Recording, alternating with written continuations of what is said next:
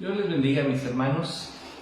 Seamos todos bienvenidos a la predicación vespertina. La Iglesia Cristiana Bautista Oreb de Salamanca les damos la más cordial bienvenida a todos nuestros hermanos de casa, en la familia Oreb, a los hermanos que nos ven de otros lugares, de otras ciudades y también a aquellos que nos ven en otros países. Seamos todos bienvenidos, mis hermanos, a este momento tan especial que es el tiempo de la predicación vespertina. Y confiando en que Dios va a hablar a nuestros corazones como siempre, hermanos, pues seamos bienvenidos con un cordial abrazo fraternal, mis hermanos. Y bueno, pues vamos a pedir a Dios su dirección. Así que incline por favor su rostro, cierre sus ojos, vamos a orar.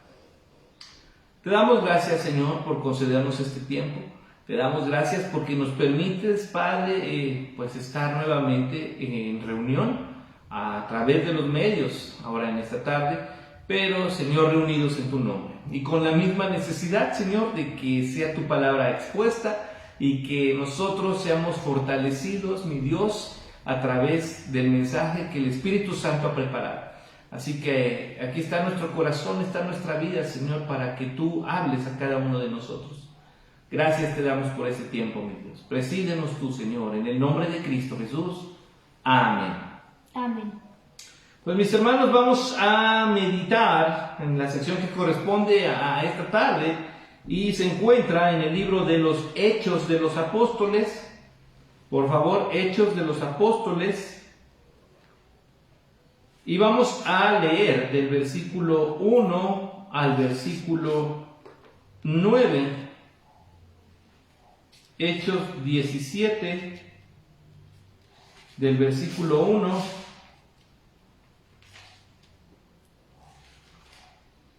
al versículo 9.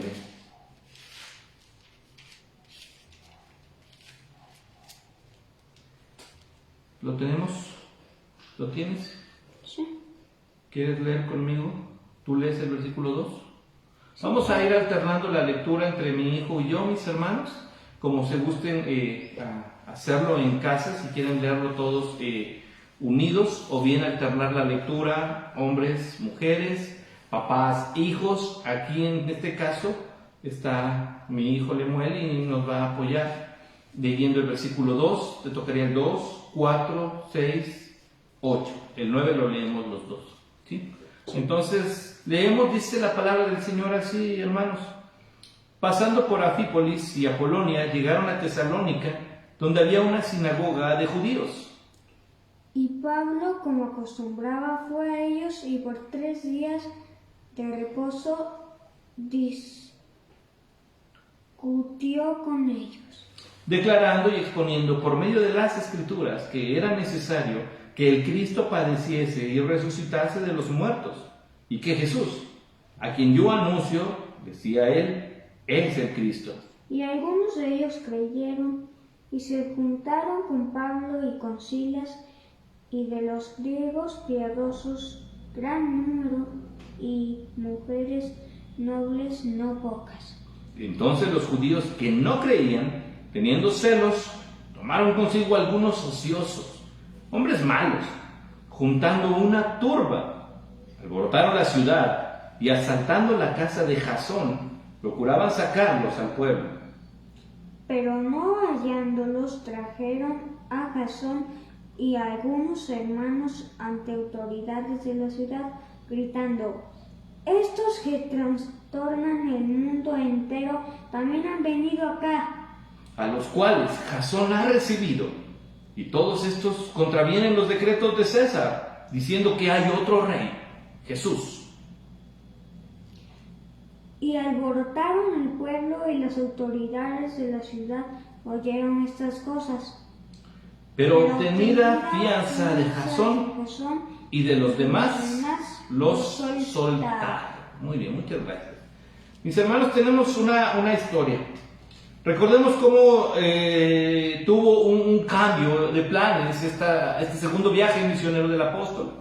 Ellos tenían la intención de recorrer nuevamente todo lo que habían hecho en su primer viaje. Sin embargo, mis hermanos, el Señor les aparece, mejor dicho, les muestra a una persona que estaba suplicando la intervención divina a través de estos dos hombres. Y tuvieron la visión del varón macedonio, que decía: pasa a Macedonia y ayúdanos. Así que ellos entendieron por qué el Espíritu Santo les había dicho un no al plan original que ellos llevaban. Y recordemos esto: cuando confiamos en nuestros planes siempre va a haber error, pero cuando confiamos en los planes de Dios, todo sale conforme a su voluntad. Y ellos entonces entendieron y se embarcaron con destino a toda la región de Macedonia. Cuando llegan ahí se topan con el hogar de una mujer llamada Lidia, que creyó, y ellos se reunían. Recordemos, en Filipos había complicaciones y tenían que reunirse fuera de la ciudad, ahí en el río. La familia de Lidia creyó, fueron bautizados, y en uno de sus idas de la casa de Lidia al lugar de reunión, que era el río, salió una muchacha endemoniada que daba ganancias a los dueños de esta mujer esclava. Y pues Pablo se voltea molesto porque iba confesando quiénes eran ellos. Y Pablo se molesta: en el nombre del Señor y con la autoridad de Dios expulsa al demonio, y estos hombres pierden ganancias. Así que son tomados, son apresados y son puestos en prisión. Y en la prisión había un hombre noble de corazón y con una gran necesidad de Dios. No sabemos su nombre, pero sabemos que era el carcelero. Así que el llamado de esta persona, de este varón macedonio, es el eco del clamor de aquellos que esperaban por el mensaje que Pablo y Silas llevaban.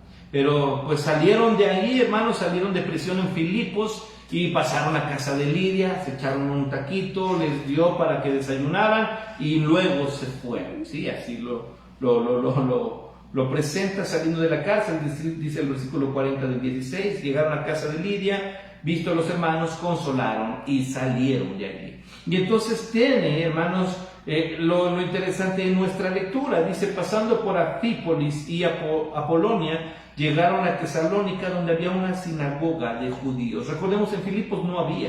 El método de Pablo siempre fue el llegar primero con el pueblo de Israel. Así que ahí sí había. Pasó por otras ciudades, pero se detuvo directamente en Tesalónica, a diferencia de Filipos, que era una ciudad, una colonia, dice ahí, una ciudad pequeña. Tesalónica sí era una gran urbe, sí era una ciudad demasiado importante.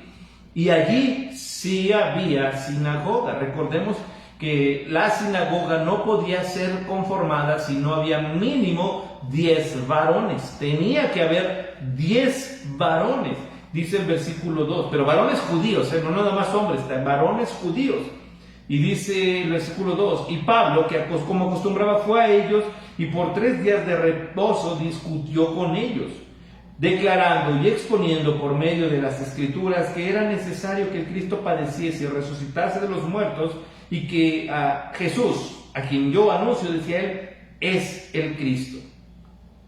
Y entonces llegaron y entraron a la sinagoga. La sinagoga tenía una costumbre muy particular. Para iniciar siempre las reuniones en la sinagoga se lee Shema, Deuteronomio 6, oye Israel, Shema Israel, ¿se acuerda?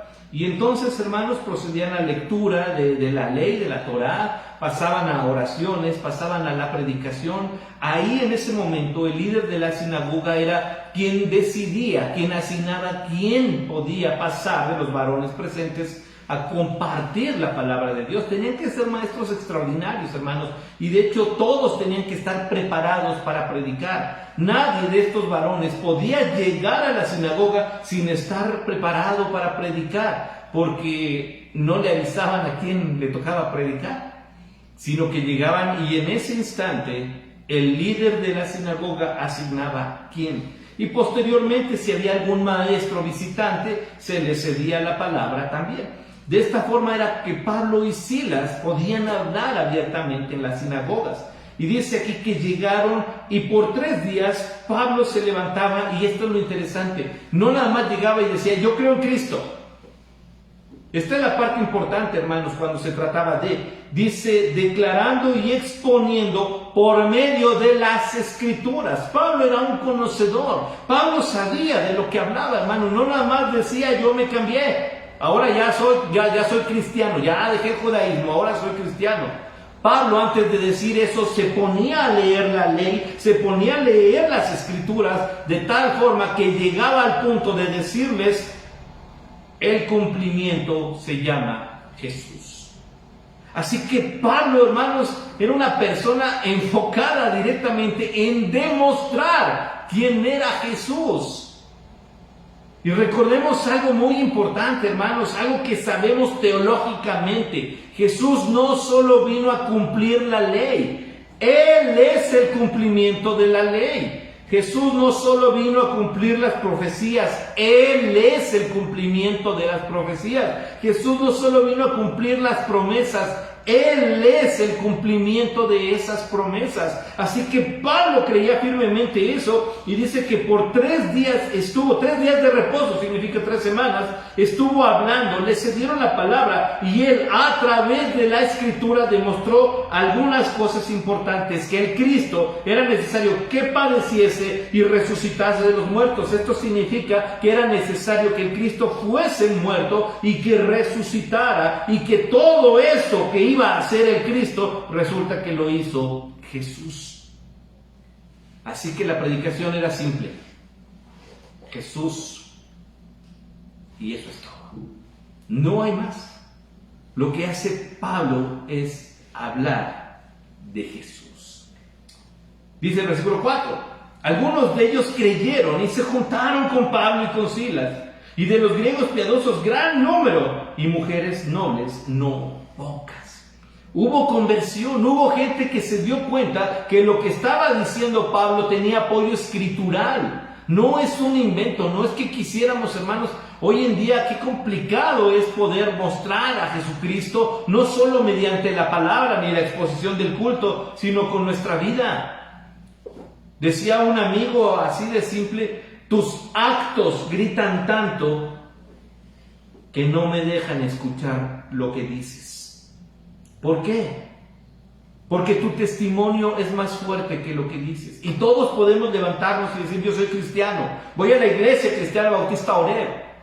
Pero allá afuera, entre semana, hermano, usted dice con sus actos si es que somos o no somos cristianos, si es que realmente amamos al Señor o no. Aquí dice que algunos de los judíos que estaban ahí creyeron y se juntaron con Pablo y con Silas, empezaron a buscar el aprender lo que el apóstol les estaba diciendo, explicando y mostrando. Y además de griegos piadosos, gran número. Recordemos que aquí ya no se habla como en Jerusalén, griegos, que se refiere a judíos de habla griega. Aquí ya son griegos, son gentiles, que eran partidarios, iban a escuchar la palabra del Señor y escucharon el mensaje que traía el apóstol, y el Señor llegó a sus corazones. Y además mujeres nobles, no pocas. Hubo un gran número, hermanos, en la predicación. Así es el fruto cuando se predica a Jesucristo genuinamente. Pero problema, ¿verdad? Nuevamente hay celos, dice el versículo 5. Entonces los judíos que no creían, los judíos metidos en el judaísmo, teniendo celos, tomaron consigo algunos ociosos, hombres malos, y juntando una turba, alborotaron a la ciudad, y asaltando la casa de Jasón procuraban sacarlos al pueblo. Mire qué es lo que pasó aquí. Los judíos, los judaizantes, los que defendían la religiosidad y el sistema religioso judío, hicieron algo interesante. Para empezar, la primera característica es que no creyeron el mensaje, aunque se les demostró por medio de la escritura. Dijeron no. Qué difícil es hablar con eso cuando uno dice no creo nada. No estamos nosotros, hermanos, para convencer a nadie. Simplemente vamos a demostrar y vamos a vivir la vida cristiana. Dios tenga misericordia de ellos. Aquí estos judíos dijeron no. Y miren, Lucas nos da el secreto en su corazón: teniendo celos. ¿Qué significa esto? Vieron el impacto del mensaje de Pablo y Silas. Ellos, ¿cuánto tiempo llevarían ahí en la sinagoga? Simple. Pero la actitud de ellos, hermanos, se quedó a medias, no tuvieron el alcance que Pablo y Silas en 3 días de reposo tuvieron al predicar a Jesucristo. Y entonces hicieron algo interesante, tomaron consigo algunos ociosos. ¿Se da cuenta de esto? Miren la gente que alcanzó Pablo. Dice en el versículo 4, los que creyeron de ellos, judíos que estaban ahí, después griegos piadosos y después mujeres nobles. ¿A quiénes fueron a buscar los judíos? Porque toda la gente se le estaba yendo a buscar a Jesús.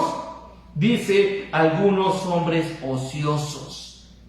Gente que no tenía provecho, gente que estaba acostada en la banqueta, gente que estaba viendo ahí qué hacer porque no tenían qué hacer. A ellos fueron a buscar. Hombres malos. Ese fue un recurso. Gente capaz de todo por dinero, mercenarios. Y juntando una turba, alborotaron la ciudad y asaltando la casa de Jasón, procuraron sacarlos al pueblo. Levantaron a todo el pueblo. ¡Hey, tenemos un problema! ¡Levántense todos! Y fueron y llegaron a la casa de Jasón. Mis hermanos, no tenemos muchos datos acerca de Jasón. Lo único que sabemos es que si fueron a la casa de Jasón en busca de Pablo y de Silas, es porque él era quien los estaba hospedando. Así que fueron a la casa donde se estaban hospedando Pablo y Silas. Asaltando la casa de Jasón. Eso es entrar por la fuerza. Forzaron las cerraduras, entraron a la fuerza, entraron buscando porque se querían deshacer del problema. ¿Se acuerda quién tuvo esa actitud? Los judíos ante Jesús. Los judíos ante Esteban. Esa es la misma actitud. Dice el versículo 6, pero no hallándolos, trajeron a Jasón y algunos hermanos ante las autoridades de la ciudad, gritando, estos que trastornan el mundo entero también han venido aquí, han venido acá, a los cuales Jasón ha recibido. Y todos estos contravienen los decretos de César, diciendo que hay otro rey, Jesús. Ese no era el problema. El problema de los judíos es que estaban perdiendo adeptos por seguir a Jesús. Entonces ellos no podían llevar, hermanos, esta causa ante las autoridades porque iban a quedar en ridículo. Así que lo que hacen es apelar, hermanos, a una sedición, a una revuelta en contra del rey César, en contra del emperador, en contra de la máxima autoridad romana. Y ahí sí, porque era un delito. Así que lo que hacen es acomodar su acusación para que ellos salieran como los defensores, no del judaísmo, sino de los principios romanos. ¿Sí se da cuenta, hermanos, de la estrategia engañosa? No sabemos si cuando Pablo, hermanos, les vuelve a escribir a los tesalonicenses, les dice que les fue imposible entrar ahí a causa de Satanás, si se refería a este tipo de actitudes. Pero es interesante, hermanos, porque se estableció una iglesia muy firme allí, aún a pesar de la oposición que presentaron aquí. Lo que llama la atención, hermanos, y que a mí me encanta, y que he predicado, y que he aprendido, es la confesión que hacen los no creyentes acerca de los cristianos. Dice así, gritando, no hallándolos, o sea, no estaban Pablo y Silas, se escondieron sabiamente, sí, pero trajeron a Jasón, al anfitrión, y algunos hermanos, había otros cristianos, y también los prendieron y los llevaron ante las autoridades. Y mire la declaración: estos que trastornan el mundo entero también han venido acá. Esto significa mucho. Son gente que no está ad hoc con nuestras prácticas. Son gente que no está de acuerdo en postrarse a nuestros dioses. Son gente que no comulga con nuestras prácticas. Son gente que es distinta a nosotros. Es gente a la que es posible señalar con el dedo. Esos no encajan. Esos llegan y trastornan el mundo. Una vez un joven en un campamento, todavía en Puebla, se me acercó y me dijo: pastor, ¿Podemos o debemos los jóvenes estar a la moda también nosotros? ¿Con el grito del amor? ¿Debemos estar con eso? ¿Tiene algo de malo que vayamos en contra de eso? Mi respuesta simplemente fue este versículo. No hay mayor influencia que la de un joven que impacta su entorno. No se trata de que los cristianos vayamos al último grito de la moda, porque si ya se dio cuenta, las modas, hermanos, son terribles, son vergonzosas lo que está de moda, lo que está mencionándose hoy. ¿Vamos a la velocidad que va el mundo? No. Estos cristianos se caracterizaron por ir en contra, por hacer de batalla el infierno, por vivir y no avergonzarse, por aceptar ser tomados de donde estaban y ser expuestos por un delito, creer que Jesucristo es el Rey. Esos que trastornan el mundo son los cristianos. Esos que no encajan con el pensamiento humano son los cristianos. Esos que vienen e impactan de una forma distinta son los cristianos. No vamos con nuestros amigos a hacer lo que hacen nuestros amigos, nuestros compañeros de trabajo, nuestros compañeros de escuela. Si usted es cristiano y usted está trabajando con gente no cristiana, usted debe ser de impacto. Si su familia no es cristiana, si la gente con la que se rodea no es cristiana, no vamos al ritmo del mundo. Trastornamos el mundo entero. Ahora viene la queja, versículo 7, a los cuales Jasón, y ahí señalan, este Jasón fue el que los recibió. Y todos ellos están cometiendo un delito porque dicen que hay otro rey, Jesús. Y es exactamente lo mismo que hicieron los judíos cuando condenaron a Jesús, ¿se acuerdan? Y gritaban, no tenemos más rey que César, porque él dice ser el rey de los judíos. El diablo, hermanos, hasta torpe es, porque ocupa la misma mentira. El problema es cuando nosotros hacemos caso de lo que él dice. Y creemos, hermanos, que el diablo tiene poder. Hermanos, la Biblia no nos presenta al diablo como un ser poderoso, sí como un ser terrible, un engañador. Pero el único poderoso en la Biblia es Dios. El único que puede llegar a impactar, leer nuestra mente como un libro abierto, examinar lo profundo de nuestro corazón es Dios. Y ahí es donde debería estar nuestra preocupación, porque tengo que ser santo, porque mi Dios es santo. Y entonces, hermanos, ellos acusan a Jasón, acusan a los hermanos que estaban ahí, diciendo están en contra de Roma. El celo que tenían era por el judaísmo, no por el César. Pero sí es interesante cómo va a atacar el mundo. Dice el versículo 8, y alborotaron al pueblo y a las autoridades de la ciudad oyendo estas cosas. Todos quedaron consternados. ¡Wow! Somos una provincia griega, sí, pero el imperio de Roma. Así que debemos tener cuidado. Cuidado, dice el versículo 9, pero obtenida fianza de Jasón y de los demás le soltaron. Hubo un convenio para que ellos pudieran ser puestos en libertad. No pudieron más que acusarlos, señalarlos, maltratarlos un momento, pero la vida de ellos estaba en buenas manos porque el Señor no los dejó. La vida de Pablo y Silas también estaba en buenas manos, Dios los seguía guardando.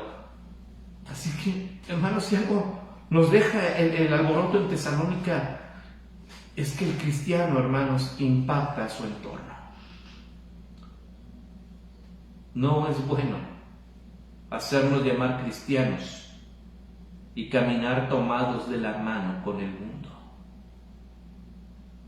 No podemos, hermanos, actuar de esa forma. Los cristianos en Tesalónica impactaron, aterrorizaron a los judíos, a los griegos, a los romanos. Y la confesión que hacen, no la hicieron ellos. ¿Se da cuenta? No se levantó Jasón y dijo nosotros trastornamos el mundo. La gente vio en ellos peligro. ¿Por qué? Porque son cristianos. Vienen armados, traen Biblias, Vienen protegidos con armadura, sí, la armadura del Espíritu Santo. Así que caminemos impactando el mundo, hermanos. Jasón es un claro ejemplo de valor, de autenticidad. Hermanos, ellos trastornaron su tiempo. ¿Qué vamos a hacer nosotros? Si el tiempo concedido por Dios nos permite, viviremos una semana más. Estamos iniciando. Vaya y trastorne el mundo. Vamos a orar. Amado Padre, te damos gracias por tu palabra. Gracias, Señor, porque pues nos has hablado. Impulsas nuestro corazón, Señor, y sabemos que mientras estemos aquí en la tierra habrá desafíos todos los días. Pero te rogamos, Señor, que tu poder, tu fortaleza sea con tu pueblo, Señor, con tus hijos, y que podamos salir todos los días desafiando, Padre Santo, porque viviremos para Cristo. Viviremos hablando de Cristo y viviremos sirviendo a Cristo. Y si esto es un peligro para el infierno, entonces declaramos la guerra al infierno, Señor, porque viviremos como cristianos. Tenemos un Dios poderoso que tiene el mundo en sus manos, así que no caminaremos hacia atrás. Ayúdanos a vivirlo, a creerlo y a hacerlo. Que cuando el mundo nos mire pueda decir lo mismo que dijeron de Jasón y los cristianos en Tesalónica: los que trastornan el mundo están aquí. Esos que trastornan Salamanca también están ahí. Esos que trastornan la ciudad están ahí. Son cristianos. Ayúdanos a dar testimonio de tu gracia, de tu poder y tu misericordia, mi Dios. Y caminar, Padre, siempre dándote la gloria a ti. Gracias te damos, mi Dios, en el nombre de Cristo Jesús. Amén. Mis hermanos, que el Señor esté con ustedes, con cada uno, con cada hogar, y que vivamos haciendo su voluntad. No se me olvide que si hay alguien que le ama con todo su corazón, es el Señor Jesús. Que Dios le bendiga.